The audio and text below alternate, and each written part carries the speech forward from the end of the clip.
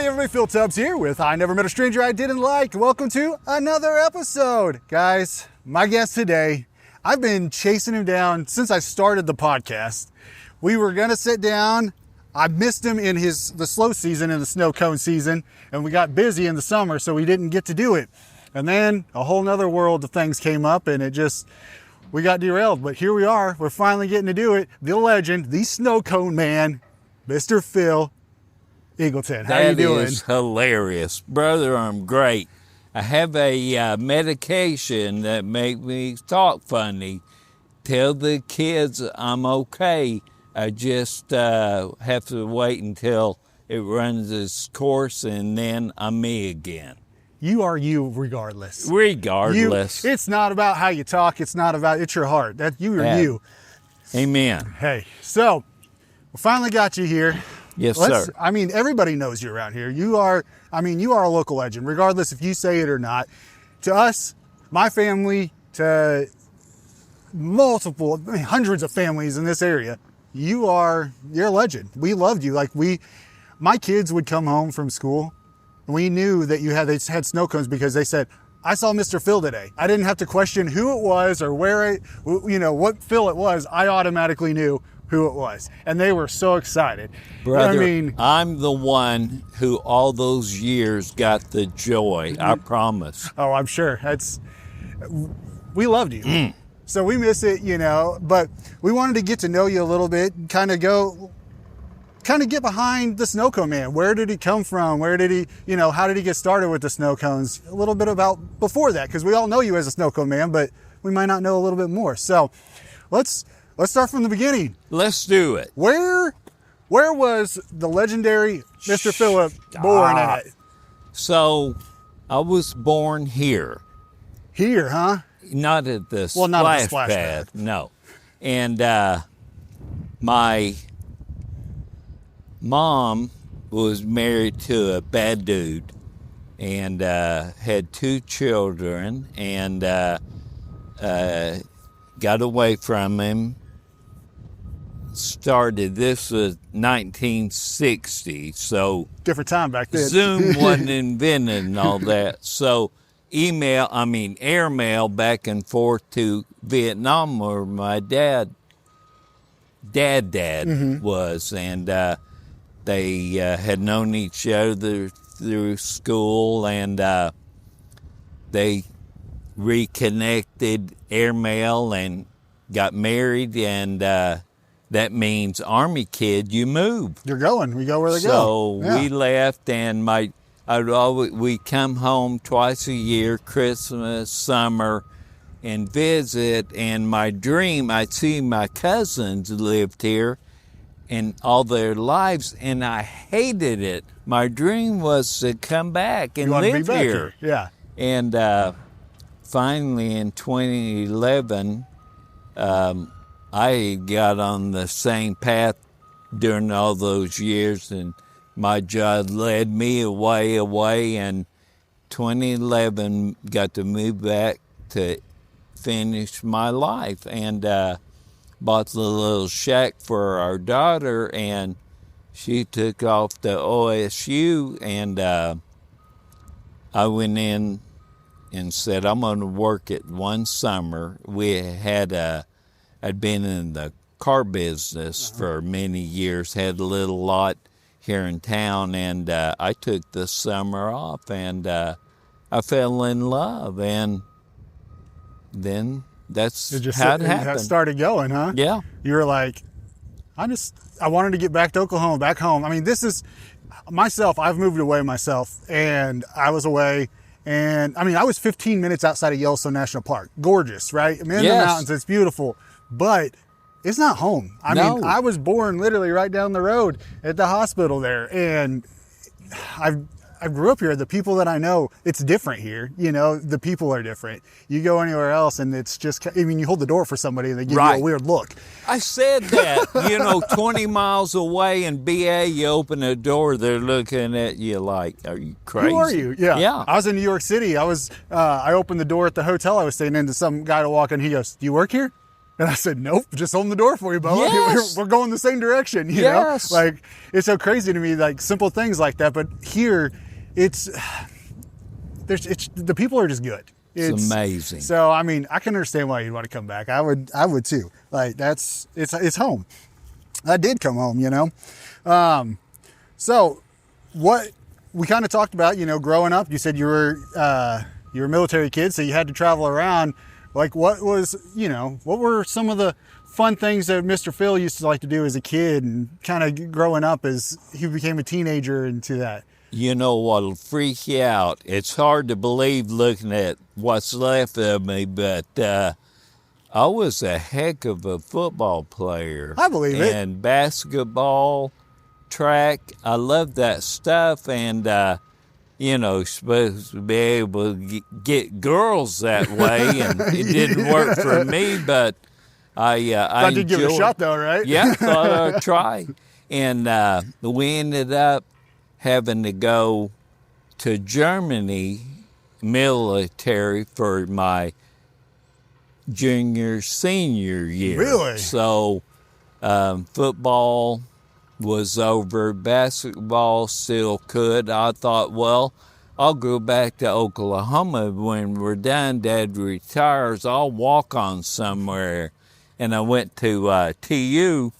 Why? Because I'm a mama's boy and didn't want to be away from home. So nothing wrong with that. No, I'll walk in the first day thinking I'm going to walk on tight end, and I'm looking at these guys. And I'm thinking, no, that ain't for me. They're too big. Way big. Yeah. No, so different story. So that was over. I somehow got out of college. I don't know how. I'm dumb. And went in Ford Credit, then car dealership, and then our lots, and then Patsy's. And I mean, it's a short. Time goes fast. It does. I mean, you don't realize it. I feel like as you become an adult, the time like just automatically speeds up. And then you have kids and the time goes even faster. Everything, it goes before, like tomorrow is Halen's first birthday, my youngest. And I'm like, how is this possible? Like, right. I feel like she literally was just born and she's so big now, but this year has just gone by so fast that you miss a lot of it. You got to pay attention to it. Promise. So, Mr. Football player and things like that. Well, what kind of kid was Phil? Like, your sister's over here. I'm sure she has some stories too, what kind of kid Phil was growing up. I was mama's boy. Yeah. Mama's boy, huh? Yeah. And, I was mama's boy too. So yeah. And I thought you're supposed to study. So I was, like straight A student because I didn't want to fail mama, so. That's not a bad thing, right? No, so I studied and, I was a nerd. I played trombone in the band and, we'd march and I'd go suit up and. Go play football. Yeah, it was, I'm a strange bird. Hey, I'm a different type of person too, so yeah. I get it. I'm right there with you. So, I mean, you studied, you're smart. So what were your dreams when you were a kid? Like, when I grow up, this is what I want to be. I told my dad coming home from church in Germany in our little $500 car we had there, I said, Dad, I'm going to be rich one day. And he said, boy, you best just to make a good living. Don't even think that ain't happening.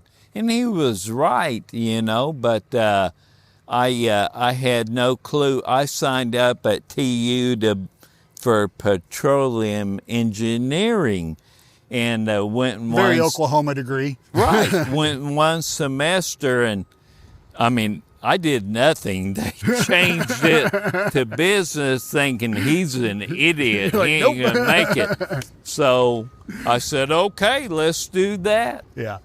Just left it in God's hands. You just It'll said, I'll go out. where I'm going to go, huh? Yeah. Just as long as I got a good living, huh? Right. Happy and making it, Can right? eat and, yeah. Right? So, the idea from Patsy's came, you bought the shop for your daughter. giving her, and then she was like, well, I'm going to RSU. I'm going to OSU. So like, Dad, it's your thing now, huh? And so you took the summer off. So you kind of got in there, and you were just like, this is it, huh? It was, nobody was griping about too many miles, not an automatic tranny, wrong color.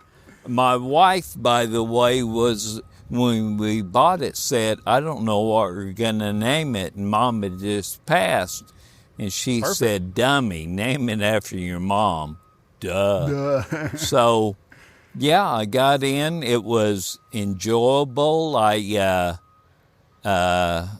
We're not high rollers, so it made enough money to feed us and pay the bills, and I loved it. Having fun while you're doing it, yeah.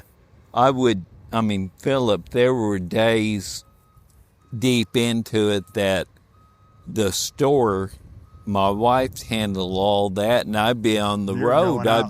And 3 birthday parties, a daycare, a church, and then a company all in one day, 107 degrees.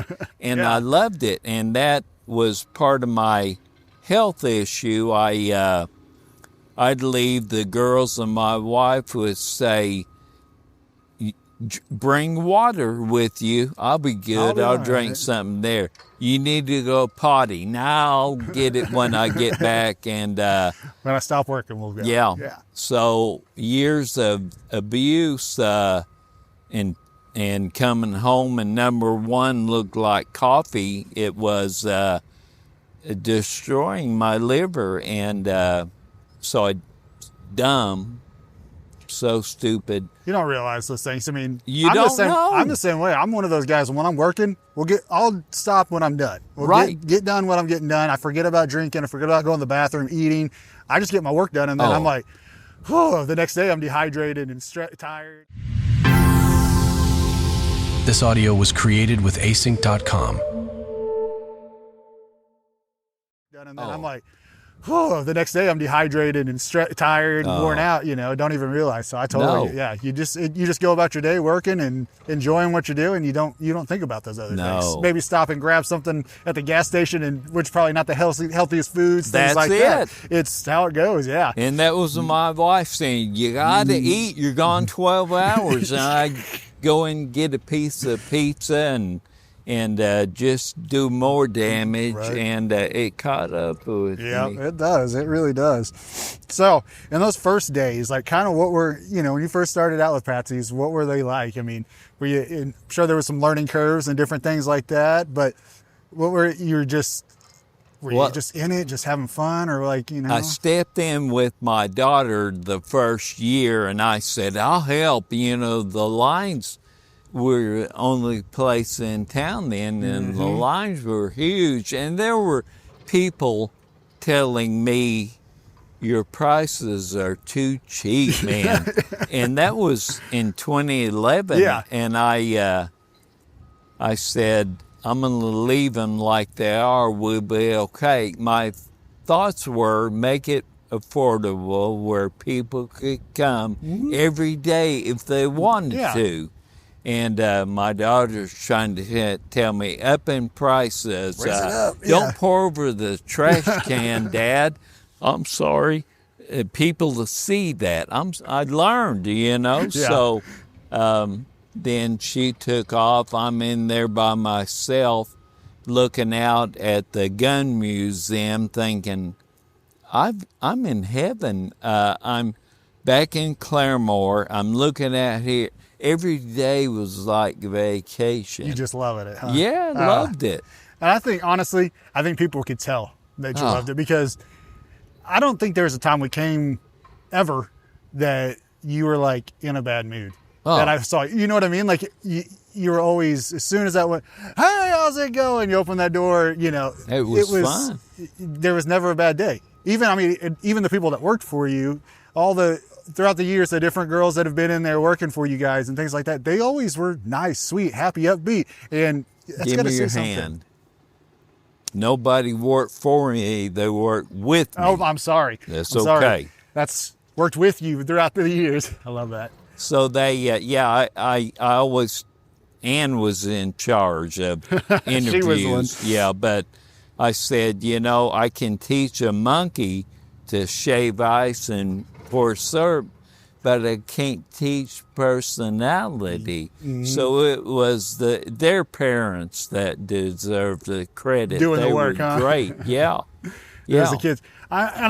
Also, though, you got to think with both of you guys there, you and your wife, yes, they worked with you, but you were the bosses and things, and that shows in a reflection of what type of people you guys are as bosses as well, in how the people are in front of their customers. They're happy, they're cheerful, they're wanting to be there. And that's a different, you don't see that too often whenever it comes to that. So don't sell you guys yourself short too much on that one. But really, like, you can tell a difference when somebody likes where they work, like where they are, and it may not just they're selling snow cones. It's the people that they're around and things like that. So thank you. I think that Ann was good. I was never there, so give her the credit on that one. So, when did you ever think that little shack was going to turn into what it turned into? No, and I would have never ever left it. So we got the message from Harps that owned 10 Box, we need our lot. So I said how long I got, and I was scared to move. It had been there so long. Who knows how well it's going to move, huh? Yeah, but Ann had bought that building and paint, and she said, I'll paint it up. We got a drive-through, move down here. So I was scared. She said, pick your feet up, boy, float downstream, come on. And, it worked out. It worked out. Yeah. Because not to say that the shack was, not efficient, but you were only able to be open a certain time of the year. Correct. And so, state law. So that you don't have the running water and things like that you would, so it doesn't freeze and stuff like that. So, moving into that building kind of really set you off. You guys were open all year round, and then you started going into the parties and all that other events and different things like that. Like, it really turned into this little shack, into this mega snow cone business. It was fun. And the hot chocolates. Hot chocolate. We cannot forget the hot chocolate. That was just... we love the hot chocolate during the winter. I would get the hot chocolate during the wintertime. It was awesome. Even Emerson, he loved the hot chocolate. So I didn't have a rainbow, but I had tried it with Ann, and she said, nope. And a gentleman came by and said, why don't you have hot chocolate? And you went. Ann won't let me. He said, go get her. And she came up, and he said, why can't the boy have hot chocolate? She said, you can get it anywhere. Not from my car, I can't. Not from my car. Well. So, okay, we'll try. I love it. And it was a hit. It was. People, I know my family was a hit with us. I'm sure you had more people that were coming in like, give me, especially like adults, like, I'm not feeling a snow cone right now. Give me some hot chocolate. And you had some different flavors too. Mix it up so you could get a little different thing, So, Patsy's, it's a snow cone shop. What do you think kind of set it apart that made it different for that community to kind of just be so enthralled with you guys and just be there for you? If I knew that one, Phillip, I'd bottle it up and sell rich, it. Huh? I don't know. I had fun. I enjoyed. I'll tell you this too. I've had other snow cones, and I don't know what the ice was just perfect. The way you guys had it shaved was just, it beats everybody else. I don't know what you guys did different, or if you did. It was just that perfect shave. We've gone to other places and it's too thick, too big of a piece of ice. And so, it's like you're chewing on ice. It's the people working. The machines are that are in there are all pretty comparable. It's just you care or you don't. Take your time. And if nobody's there watching you, path of least resistance is usually there. Thank you. Yeah. But taking the time to actually get it. Ann was.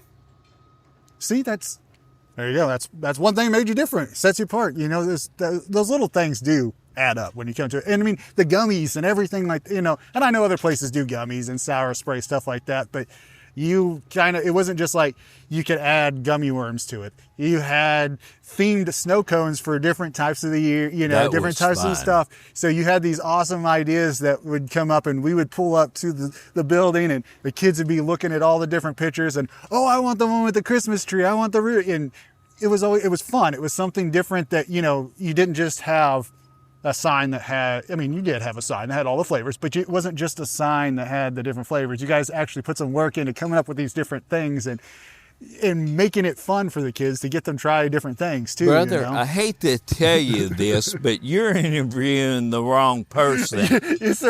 I need Ann here. We need to get that Ann was over here. her idea.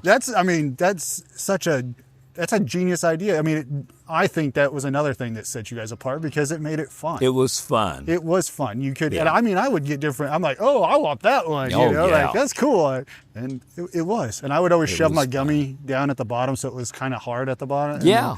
And then, I was weird. I'm weird about that. Oh, But I was yeah. like, shove that thing down at the bottom. I want it at the end, kind of thing. But, so what are some of the, maybe like the craziest orders you ever got there?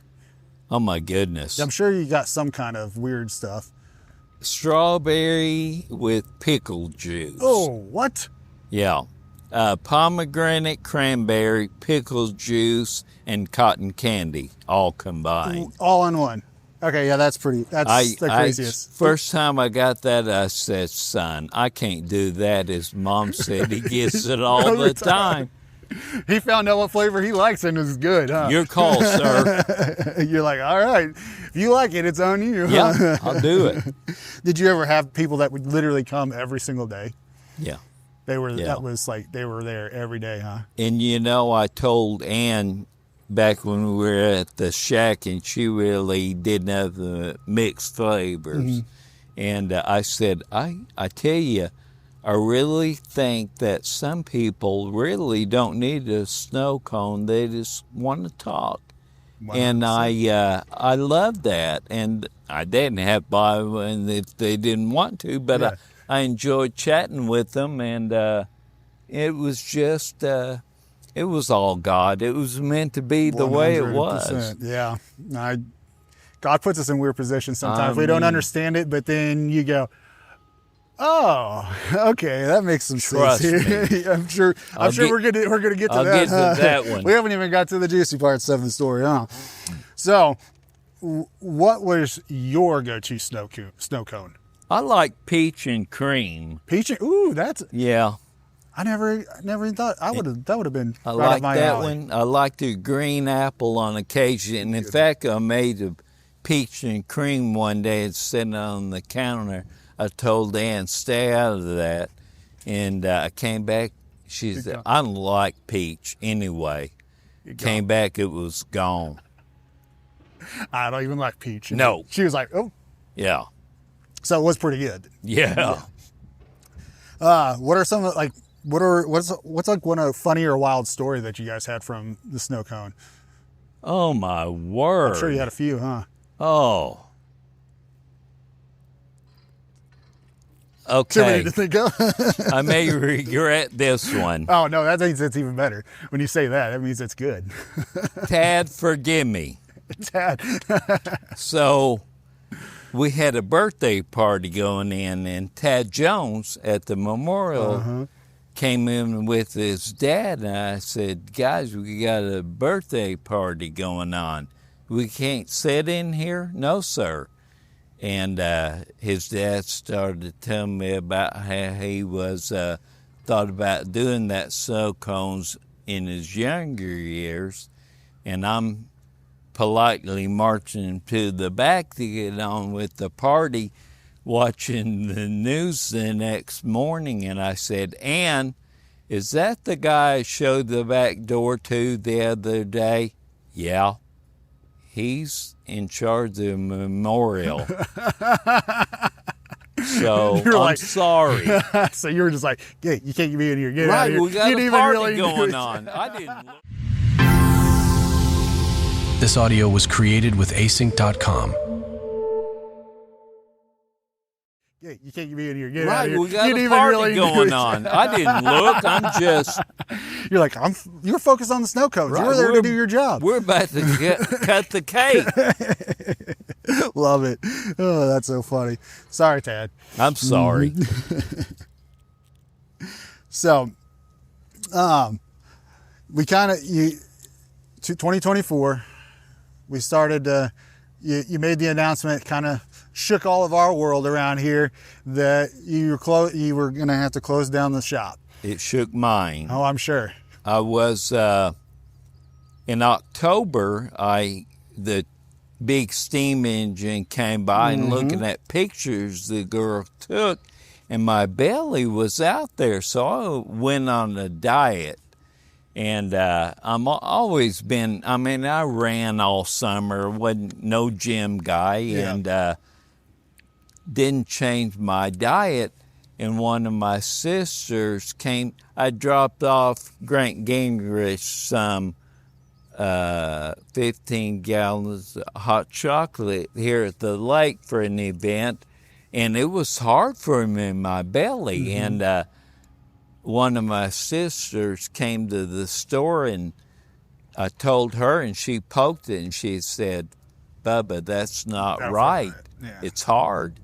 So I had maybe taken 10 antacids and 2 aspirin in my 62 years of life. Yeah. Didn't need it, huh? No, didn't go to the doctor. No, should have. And So what you're telling people is go to the doctor. go to the doctor, Listen to him. please. And she calls, and we get one of the urgent care type facilities, and they call my phone before we even go in and say you need to go to the ER. And my sister had thought it was heart issue, and we go to the ER here, and they do their thing and say you're going to Tulsa, okay? So I go there, they put me in a bed, and I wake up Friday night. Saturday morning, there's a lady in a white lab coat by my bed asking if I've ever considered a liver transplant. I said no, and I'm not going to. Yeah, what? Well, there's this thing called a MELD score, MELD. EL stands for end of life. And I'm at a 14, and which isn't good. Not good. And 40 is death.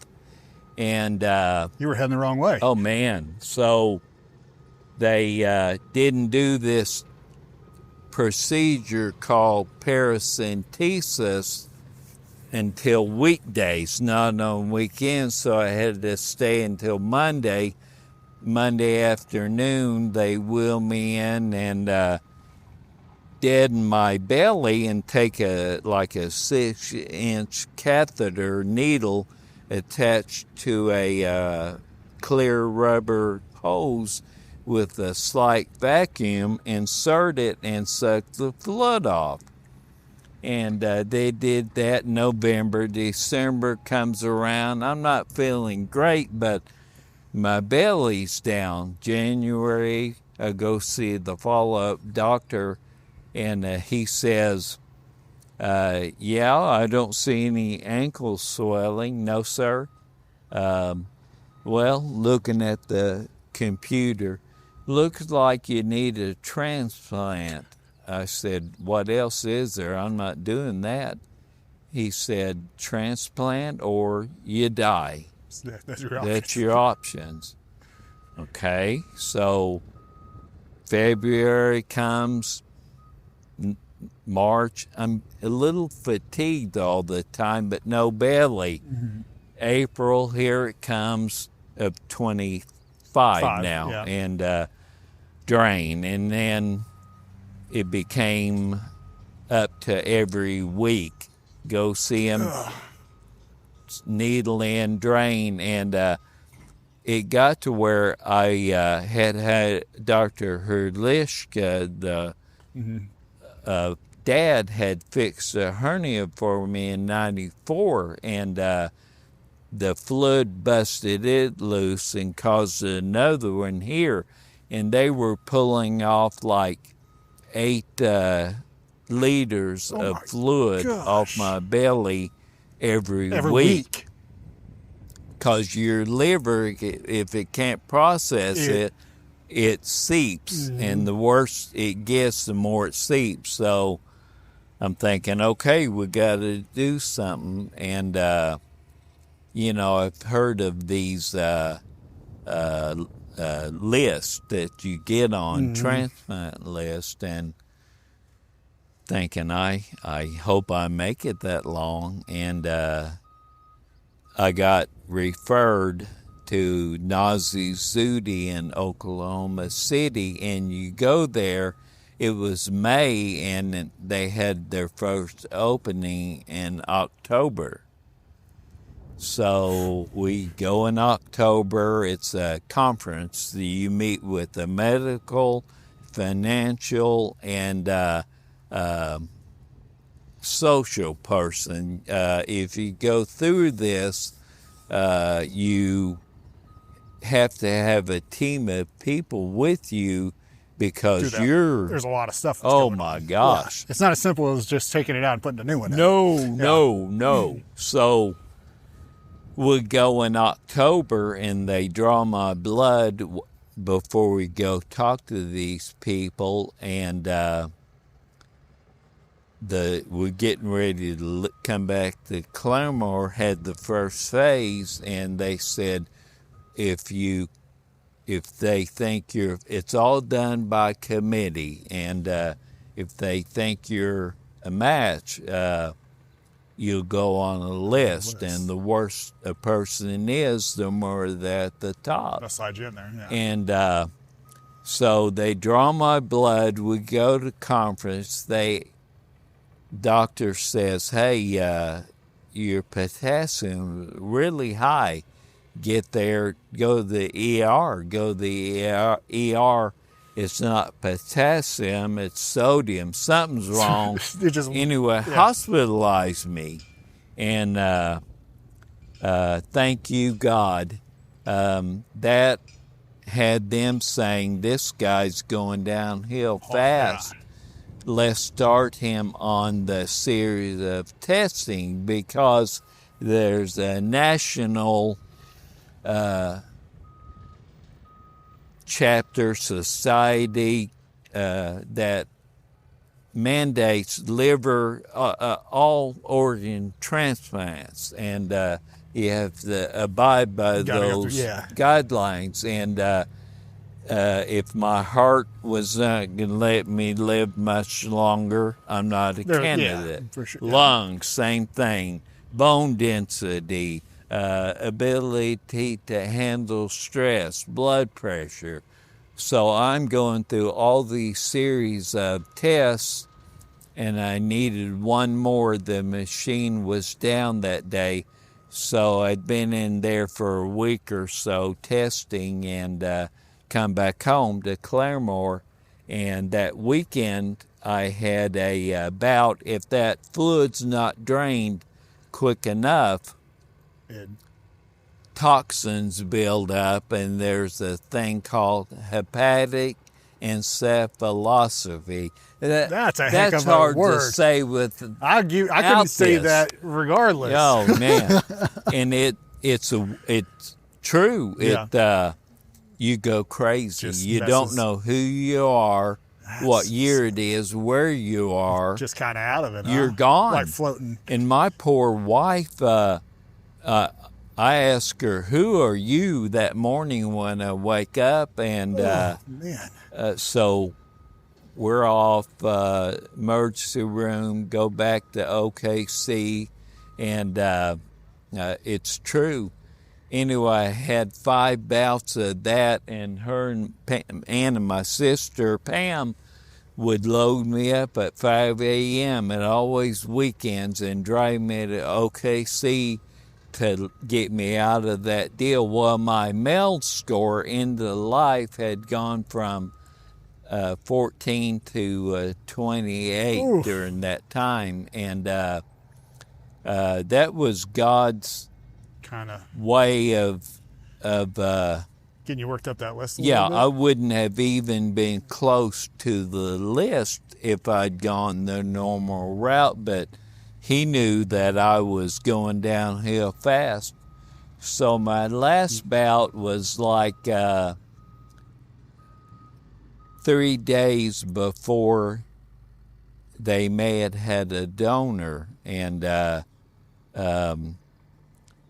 the doctors pinching my fingers, Ann's with me in the room, and jabbing at my chest, and I wouldn't come around, and so I finally opened my eyes, and he said, "Ma'am, that's not about coma, and coma's followed by death."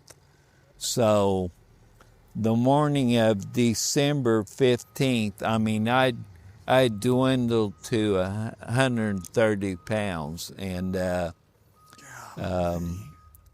morning they had come and said, "Hey, we thought we had a liver. Your blood type wasn't good enough." So they said, "There's a person coming off life support. God love you." And they said, "May not be a good liver, may not be a good fit. We'll know later." Yeah. So we set up all day. I'm dozing because I'm gone, really. And the doctor had told Ann, "I've got a few days." And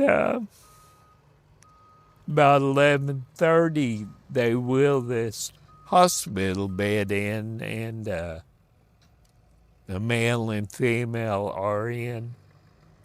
Say it's showtime. And Ann's trying to get me up. I said, "Can I potty first? I don't want to pee on the..." You're worried about that? Yeah. This audio was created with async.com. Pee on the... You're worried about that? Yeah, I'm gone. You're not thinking, No. You're just worried about going to the bathroom. You don't realize what's going on, huh? So they take me down, put Ann in a waiting room. 7 to 8 hours later, I come to, and I can't talk. There's some breathing thing. I didn't see it, but they made Ann and my sister Pam leave the operating recovery room to yank that out so I can talk, and good gosh, that hurt. All the way down there, huh? Oh, man. And so they said it went well. I come to in the next day or two, and the surgeon said, "I want you to know what a miracle." No. You're fine. Your donor, I'm 130. Your donor was 6'8", 440 pounds, and he had a flat liver, my blood type, and it fit perfectly. And that's only God. That's like I told you. That's the craziest thing to think about. Not just it being there, but God crafted this liver in somebody else's body. Let him use that for the time that he was supposed to be here. Yes. And then was like, "All right, Phil, it's your turn. This is the perfect liver." You can't make that's not that doesn't happen. That's insane. I talked to people that had been on the list, and they drove 2.5 hours, and somebody was a little larger or smaller, and they said, "Not a fit." This individual, this that's angel. bigger than me. Oh man, I'm 6'5", so Yeah. that's a big boy. and 440 pounds. Yeah, I'm not quite there yet. But No, not even. but still, And that's yeah. a big boy. And that's linebacker style right there. Like that's a big boy. And for that to be, that is such a God thing. I mean, Oh, man. like you can't describe that as anything else, because there's nothing else that, scientifically, that it shouldn't have worked. No. You know what I mean? And it was right when you needed it too. At the last minute. You were and, the buzzer beater right there. oh, yeah, at the clock. Those basketball skills came in handy. Oh, huh? man. So, yeah, the whole team there, I can't say enough, they were compassionate, intelligent. I'd have nurses at nighttime come in, honey, got to give you your meds and draw blood, and they couldn't find veins. I was so shriveled, and they would, without prompting, sit on my bed and pray with me, and out of nowhere, and they say, "You'll get a liver, trust me." Okay? And and a good liver, my gosh. The perfect liver for I you. feel so good. So much different than you were feeling, huh? Oh, a year and a half, when you're draining, you can't take 10 steps without breathing hard And just out of it. and be completely drained, but it fatigues your body in such All a those way. toxins that just really attack you. And jump at you. bruised, cut. I had, my arms were skinnier than a pencil. And you wake up the next morning, every morning you go and you have no hair on your body. Just really, It's it was the weirdest amazing. thing, huh? So, after you got the transplant, how long did you have to stay in the hospital for, and before you had to come home? Praise God. That sister stayed with me. They want someone with you. Suggest 2 months of living in a hotel there. And we got a room. They had a 16-room hotel attached to the hospital. And if it's full, it's full. Yeah. And we got one. And 3 weeks into it, I went in for a follow-up, and they looked and they said, "I'm going to take out half your staples." And You're like, okay. the nurse said, "I'm going to take them all out except for this one at the top." And they wanted 2 months as a general rule. We were 3 weeks in, and the doctor said, "Can you stay one more week?" And my wife said, I honestly, and she's all by the book. Yeah, like, Anything should we they stay ask, longer? Yeah. I jump through hoops. It's like, "Can you stay another day, Mr. Eagleton?" No. Yeah. I was so tired of She's it. like, yes. 2.5 months. And so he asked, and she said, "I'd rather not, really, if it's okay." Oh. And he said, "All right." Other direction, huh? Yeah, so 3 weeks into it, we got the leave instead of 2 months. That's insane. Yeah. And you got to come on home. I mean, I know you had a lot of people praying for you. A lot of people sending great vibes to you. This community. I mean, if you didn't realize how important you are to all of us before, I hope that you realize that now, how important you are to this community. Phillip, I promise you, this is the biggest truth I've ever told. I can tell you, I can't count the number of times I'm laying in that bed, and I mean, there's something in every orifice, and I'm saying, "God, I'm okay. Just let's go. I'm good." And I'd feel a prayer, or I'd get a text, and I'd hold on, but I could feel them. I could feel those prayers, and that one too. Come in, say a prayer, and I said, "Nog, I'm done, honey. I can't do it anymore." No, God told me, "You're making it. You're making it. You hold on." Okay. All right. Yeah. That's. Sorry, I'm kind of. No, I'm sorry. No, that's. I mean, you don't realize those things, until you go through it, and You don't.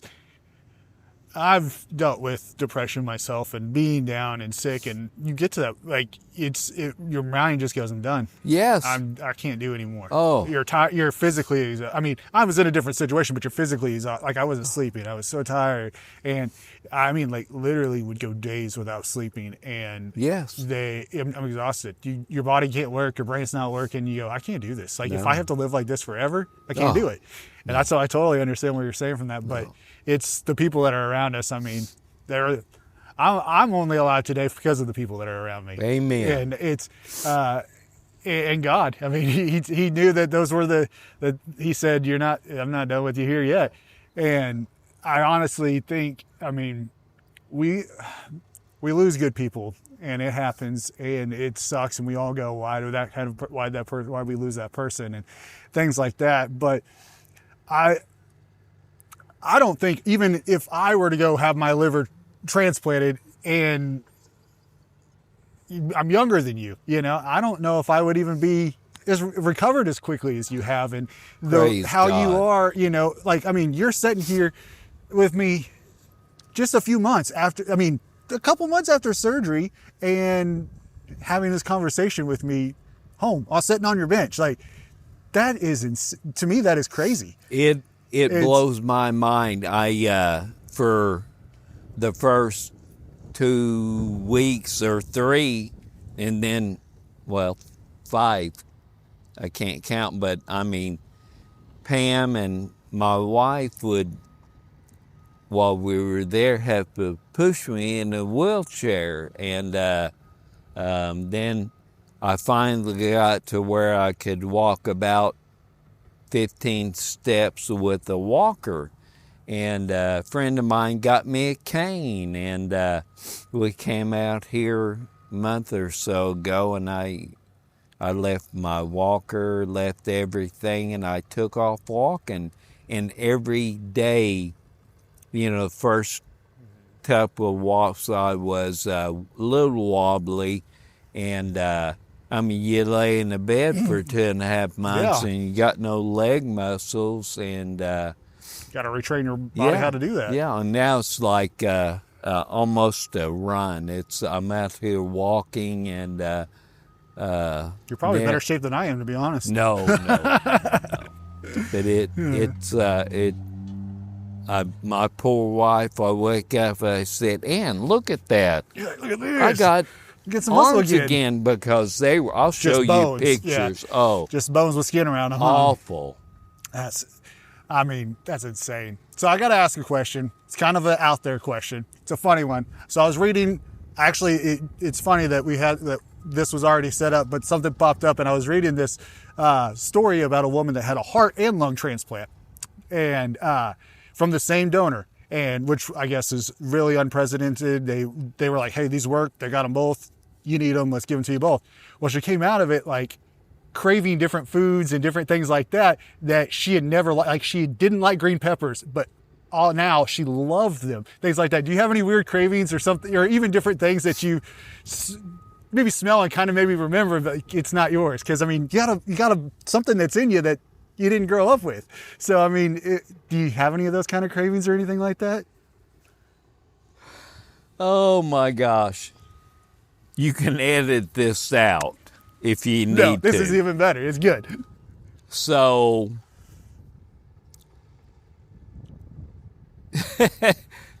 you can edit It's it. good. You're good. They say, This is my show. Remember, we say whatever we want. They say that you can't, you don't mind the smell of your own. Yeah. And I didn't. But I come home and it's like, that's not me. That's not mine. No. So that's changed in you, huh? That, Maybe, I mean, he was a big boy, so. it's I mind could blowing. be- It's like, that ain't me.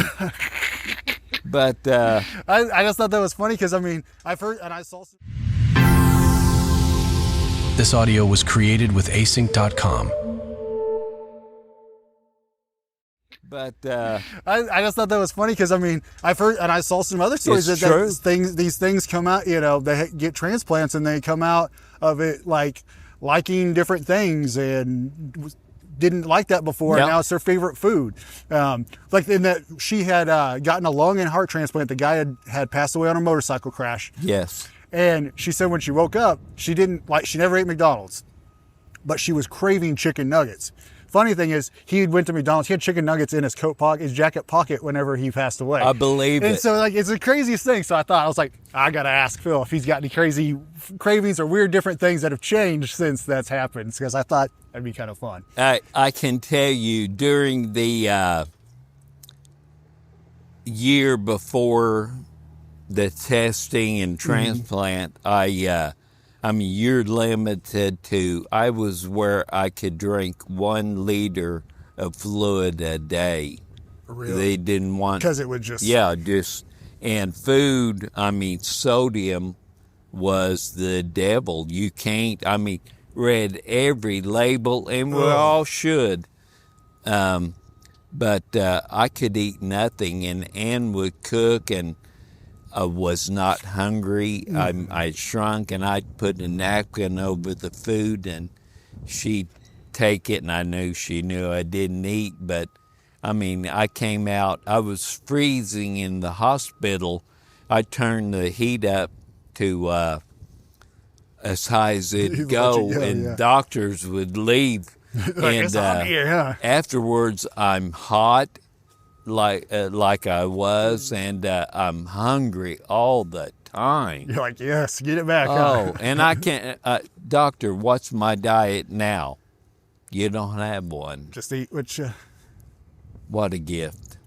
What a gift.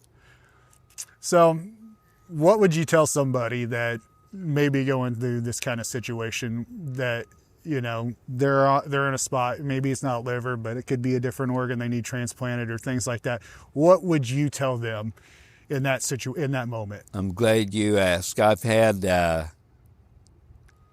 somehow from Facebook people from as far as way as Florida message me. I saw your story, and I lost one recently that was significantly younger than me. Broke my heart. And another one is younger and not doing so well. It kills me, but I try to be there for their family, you know, and listen to your body. Pay attention. I mean, I'm not saying go overboard and keto and this and that, but move your body, go potty when you need to, drink water like you're supposed to. So and, little things that, you know. Little things. If I'd have Just done regular that, things, normal things. I wouldn't have gone through this. And I told Ann coming home that day from the hospital, had I known it was going to be so painful and so much, I would have stayed with the no transplant for me. But after one day, I said, you know, I'd go through the whole thing again just for a month. Just to live. just have more time. It's amazing. Well, I have to say, I'm glad you're here.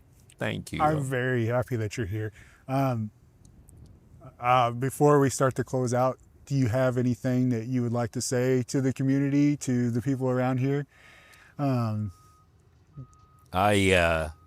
moved here in 2011 and knew 5 people, my family, and because I moved off all those years, and I made so many friends and so many kiddos that I got to share a little old man stuff, talk with, and I've had so many mention praying for me in legitimate, and it worked, and I can't thank you enough. I not done. I don't know. I'm going to serve God who saved me somehow in this community, if it's something with kids, with seniors, with hospitals, making snow cones. I don't know, something, but this old body's, I don't know how old my angel donor was, but had to be younger than me, so I got some left in me thanks to you. So if you know something the community needs, and I can say it quick enough, I'll do it. And I'm not going to say my life is like a box of chocolates, because my wife makes me say that every night. I told you I do love Forrest Gump, though. So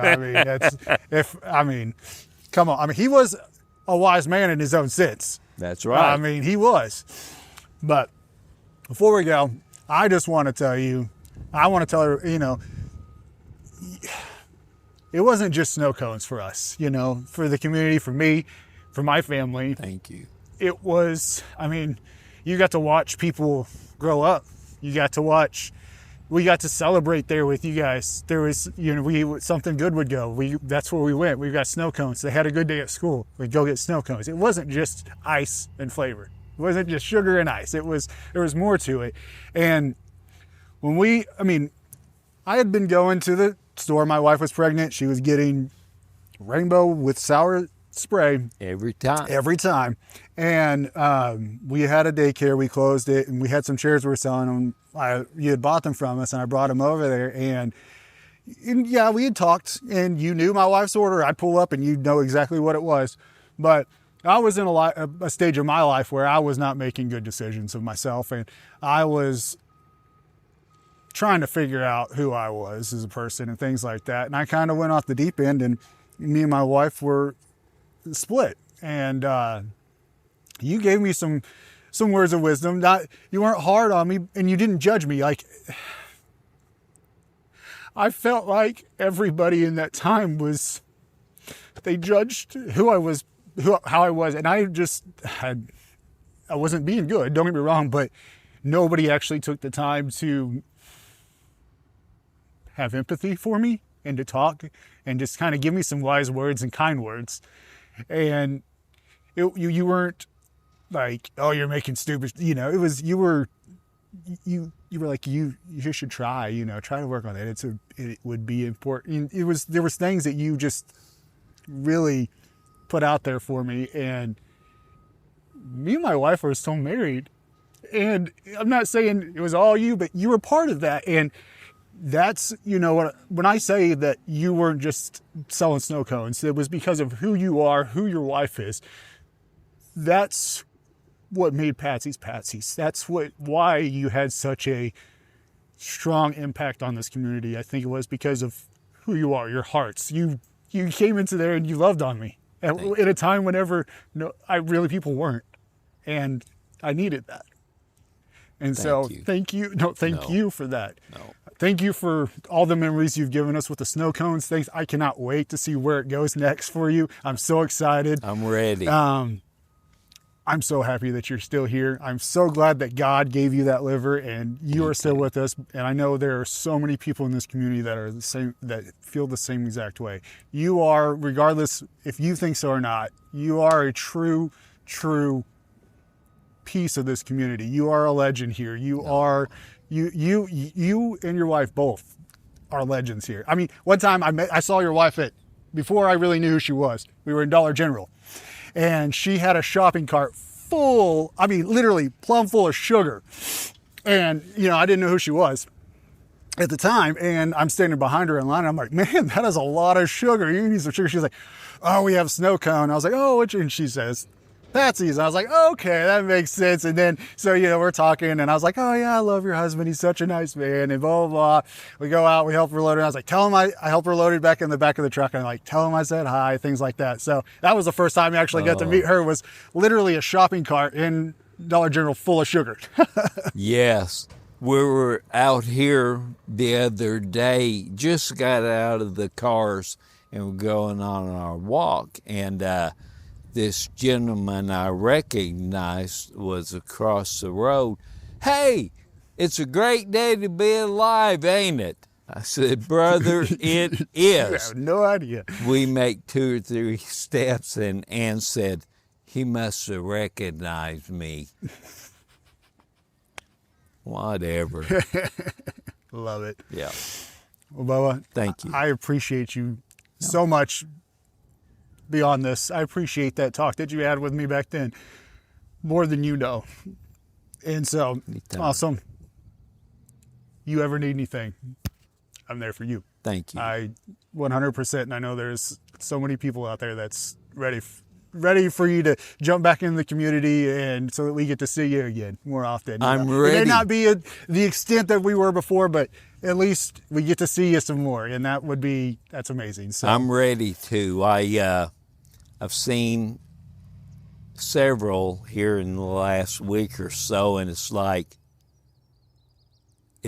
it's so cute. It's like they're looking at a ghost. like, wait a sec, is that Phil? Is that Phil? Yeah. Hi. And they're like, oh, hey, it's him. Yeah. It's fun. And maybe because I'm skinny, but Yeah. it'll come back. You still look the same. to I'm me. up to 160 something from 130. Keep on going. I'm eating. Keep on eating all that food.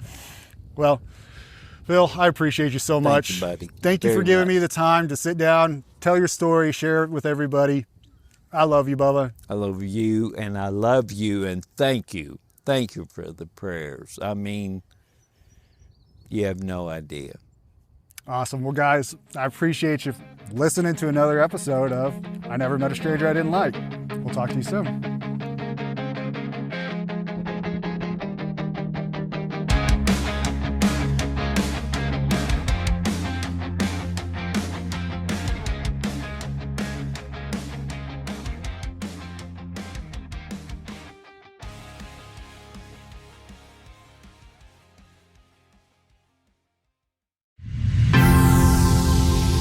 This audio was created with async.com.